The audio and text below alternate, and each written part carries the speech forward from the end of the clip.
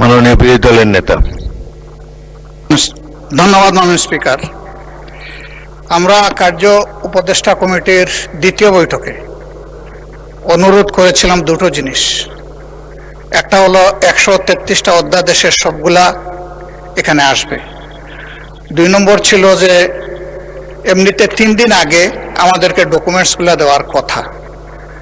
সমস্যা বাস্তবতা সবগুলা কনসিডার করে বলা হয়েছিল মিনিমাম 1 দিন আগে দেওয়া হবে, এনশিওর করা হবে। তা আমি তো অর্থনীতির ছাত্র না, যার কারণে এতগুলা ডকুমেন্টস এইখানে টেবিলে আসার পরে আমাদেরকে দেওয়া হয়েছে। একদিকে সংসদ চলছে, আরেকদিকে ডকুমেন্টগুলো এখানে রেখে দেওয়া হয়েছে। যেহেতু দুর্বল ছাত্র, এই জন্য কিছুই বুঝতে পারি নাই। এখন উপরে হাত তুলবো না নিচে নামাবো এটাও বুঝতে পারি। এখন যদি সংসদ সদস্য হিসাবে কিছু না বুঝেই হা বলি, এইটা হবে অপরাধ। যদি না বুঝে নাও বলি, এইটাও হবে অপরাধ। এই জন্য আমরা চুপ থেকেছি মাননীয় স্পিকার। আমাদের অবস্থান এখন তাই। আমি জানি না এখানে বিজ্ঞ সরকারি দলের সম্মানিত সদস্যবৃন্দ যারা আছেন, তারা হয়তো সবাই অর্থনীতির ছাত্র এবং খুবই স্মার্ট, খুবই ট্যালেন্টেড স্টুডেন্ট ছিলেন, যার কারণে কাগজ দেখা মাত্র ভিতরে কি আছে তারা হয়তো এটা বুঝে ফেলেছেন। আমরা বুঝতে পারি নাই মাননীয় স্পিকার, এটা আমাদের অক্ষমতা। এখন আমরা কি করব, আমাদেরকে একটু পরামর্শ দেন।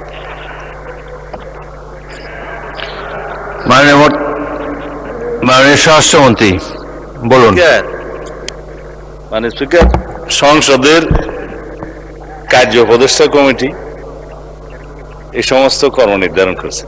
বিশেষ কমিটি যেটা আপনি করে দিয়েছেন এই আইনগুলো পর্যালোচনা করার জন্য, সংসদে বিশেষ এই কমিটিতে আমাদের মাননীয় সদস্য জয়নাল আবদিন সাহেব সভাপতি ছিলেন। বিরোধী দলের পক্ষ থেকে বেশ কয়েকজন সদস্য ছিলেন, আইনমন্ত্রী সহ সবাই এটা আলোচনা পর্যালোচনা করে যে সকল অধ্যাদেশগুলো সর্বসম্মতিক্রমে অ্যাজ ইট ইজ পাস করার জন্য ডিসাইডেড হয়েছে, তার মধ্যে এই বিলটাও ছিল, অর্থ বিল সহ অন্যান্য। তো কিছু বিল নোট অফ ডিসেন্ট ছিল, আলোচনার দাবি রেখেছিলেন বিরোধী দলীয় সদস্যগণ। সেটি ইতিমধ্যে আপনি 2 মিনিটের জায়গায় 10 মিনিট 15 মিনিট যেভাবে আপনি উপযুক্ত মনে করেছেন আলোচনার জন্য দিয়েছেন। তো এখন যদি এই পর্যায়ে বিল পাস হয়ে যাওয়ার পরে যদি বলে আমি কিছু বুঝিলাম না, এটা আপনি স্বীকার করবেন। যদি আপত্তি দিতেই হতো উত্থাপনের পর, তারপরে সেকেন্ড রিডিং এ বিবেচনার সময়। তো সেই জন্য আমি ধন্যবাদ জানাই মাননীয় বিরোধী দলীয় নেতাকে, মাননীয় সকল বিরোধী দলীয় সংসদ সদস্যদের, যে আপনারা যথেষ্ট সহযোগিতা করেছেন। হাও বুঝে দিয়েছেন, নাও বুঝে দিয়েছেন। এই অপরিসীম সহযোগিতার জন্য সরকারি দলের পক্ষ থেকে আপনাদেরকে ধন্যবাদ জানাচ্ছি। রফিকুল ইসলাম খান বলুন। মাননীয় স্পিকার, আপনাকে ধন্যবাদ আমাকে সুযোগ দেওয়ার জন্য। আমাদের মাননীয় স্বরাষ্ট্রমন্ত্রী বলেছেন বিশেষ কমিটির কথা। বিশেষ কমিটিতে এই আলোচনা হয় নাই যে টেবিলে টেবিলে যখন সংসদ চলবে তখন বিলগুলো এনে হাজির করা হবে, এবং এটা 3 দিন আগেই দেওয়ার কথা ছিল।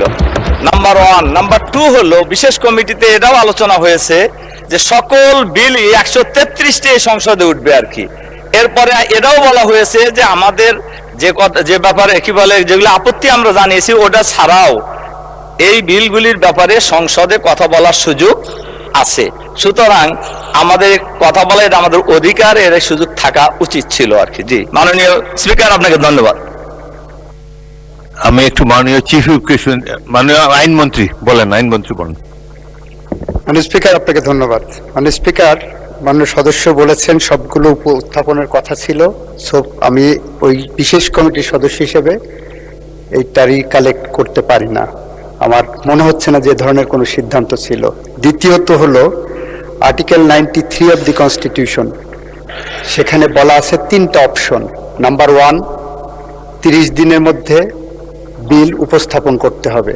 আমরা সবগুলো 30 দিনের মধ্যে অধ্যাদেশগুলো আপনাদের সামনে আনতে হবে, সংসদের সামনে। আমরা এনেছি। নাম্বার 2 অপশন হলো আমরা কোনটা উত্থাপন করব, যদি কোনোটা উত্থাপন না করি তাহলে সেটা ল্যাপস হবে। নাম্বার 3 হলো যেটা উত্থাপন করা হবে সেটার আবার 2টা ফেট আছে। 1, বিল আকারে অনুমোদন হবে, অথবা অনুমোদন হবে, শব্দগুলো এইভাবে দেওয়া আছে।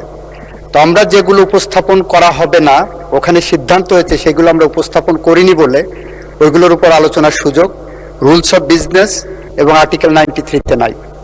যেগুলো আমরা উপস্থাপন করেছি সেগুলো বিল আকারে যেটা পাশ হয়েছে। যদি কোনোটা পাশ না হতো তাহলে ওইটা অনুমোদন হিসেবে গণ্য হয়ে ওইটা সাইড লাইনে চলে যেত।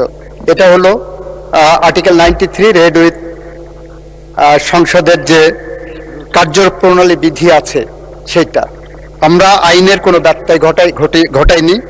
তবে আশা করেছিলাম, আমাদের ধন্যবাদ না দিক বিরোধী দল, 133টা আইন অধ্যাদেশ পড়ে শুনে বুঝে দাড়ি কমা সেমিকোলন করে আপনার কার্যালয়, আইন মন্ত্রণালয়, সংশ্লিষ্ট মন্ত্রণালয় কর্মকর্তারা এবং বিশেষ করে বিজি প্রেস যে নির্ঘুম রাত কাটিয়েছে, অন্তত সেজন্য একটা ধন্যবাদ ওনাদের দেওয়া উচিত ছিল। মাননীয় স্পিকার, আপনাকে ধন্যবাদ। মাননীয় স্পিকার, মাননীয় সদস্যবৃন্দ,